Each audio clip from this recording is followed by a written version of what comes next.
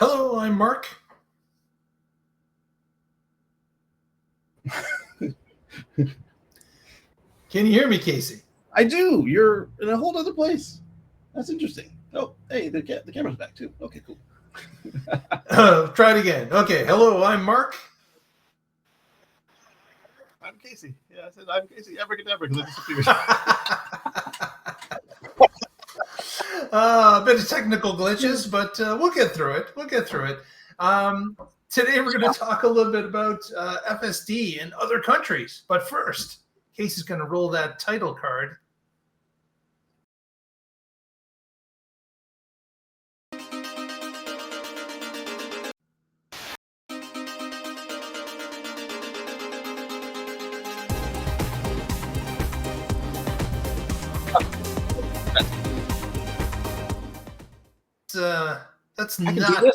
That's not exactly the what I was looking for, but okay. All right. We've got, again, technical glitches going on, but we welcome you to the Tesla Life. Wanted to talk a little bit about FSD happening in other countries. So we've had some demonstrations actually performed recently in France and Australia.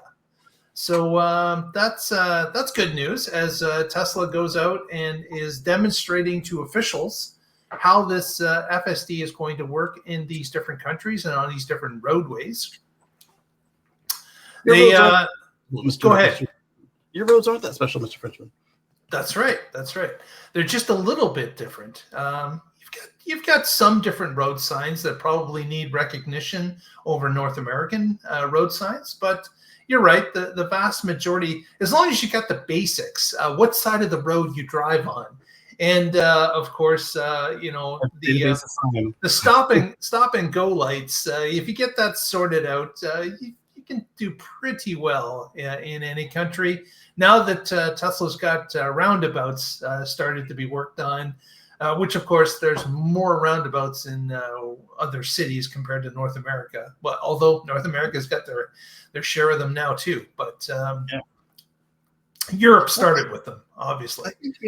If you allow international driver's licenses in your country, then this should be a piece of cake for the system if it gets approved anywhere, for it to also be able to use the international driver's license system. Right.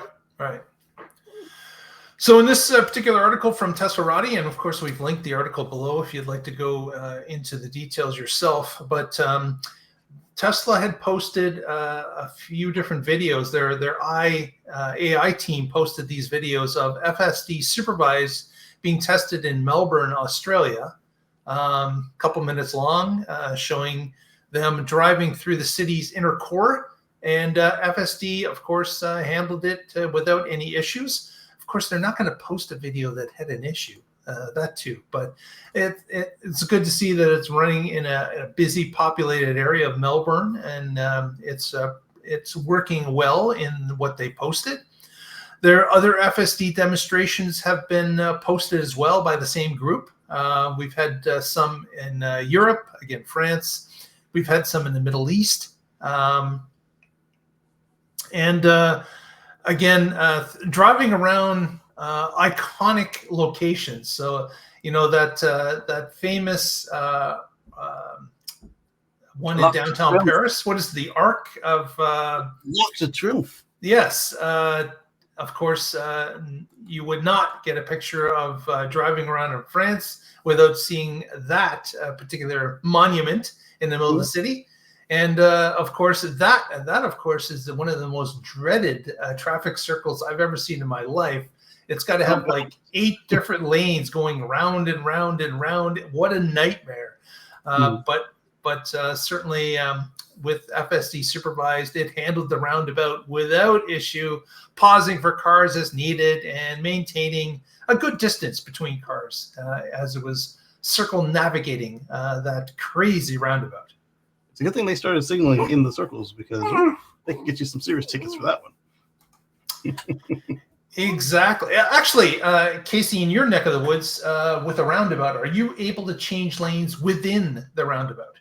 It depends on where. But yes. Some of them are multi-lane, but you have to pick ahead of time. Some of them are multi-lane, and you can change in the middle. Because we have multi-lane roundabouts, but you are not allowed to change lanes in the circle. You have to pick your lane before you get there. Wow. So it is the ones that don't allow us are smaller, or they have certain certain characteristics that make it where it's less safe to allow that. So they just don't. Yeah, you just had milk. There's some more milk. You have got a not happy customer on your hands. I do. But the other thing with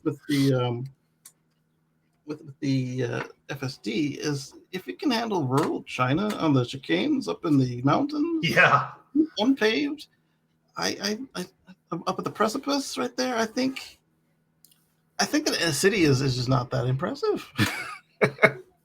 I mean, it's cool, but yeah. If you can just not fall off the mountain, that's impressive to me. That is always impressive, not falling off the mountain, because if you do, it's a bad day all around. Well, that yes, but like when you show these, when you, like they look down, like, oh, I would not actually be comfortable manually driving there. This guy just hands off, trusted, the not a FSD, whatever they call it there, the not FSD supervised. But basically, it's the same thing that was trained on social media videos that they found on Weibo or wherever.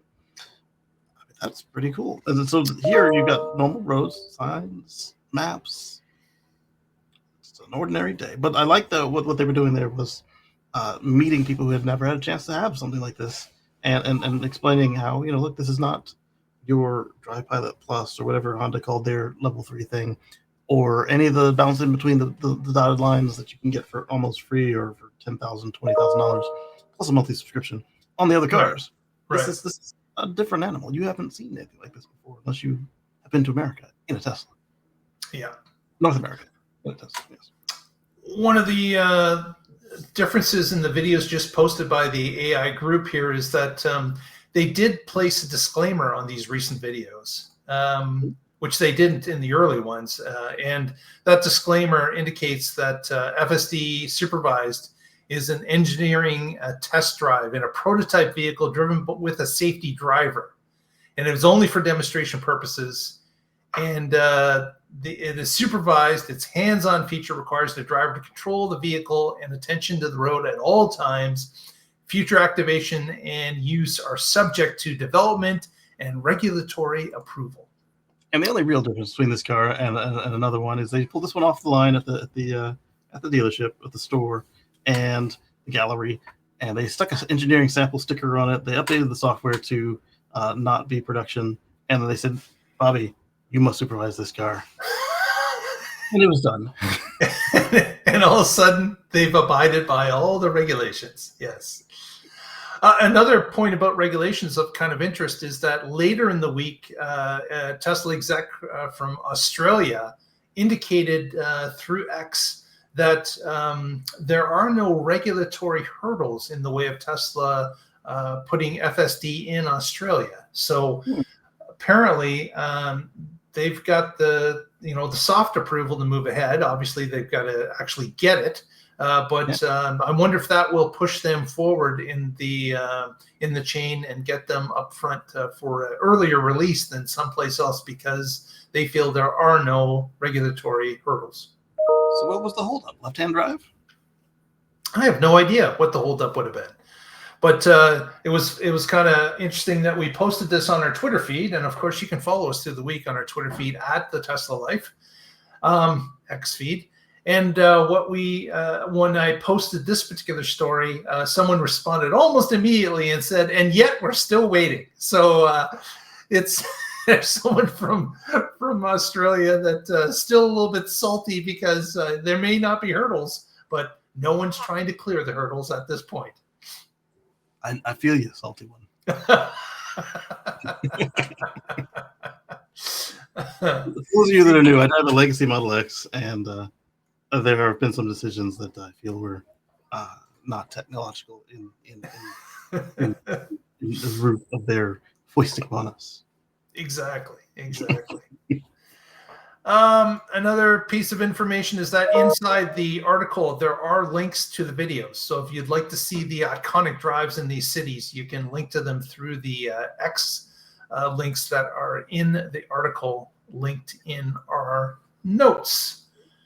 So as we play peekaboo with the baby, we will bid you a fond farewell and get together with you next time. But before we do that, Casey, any shout-outs?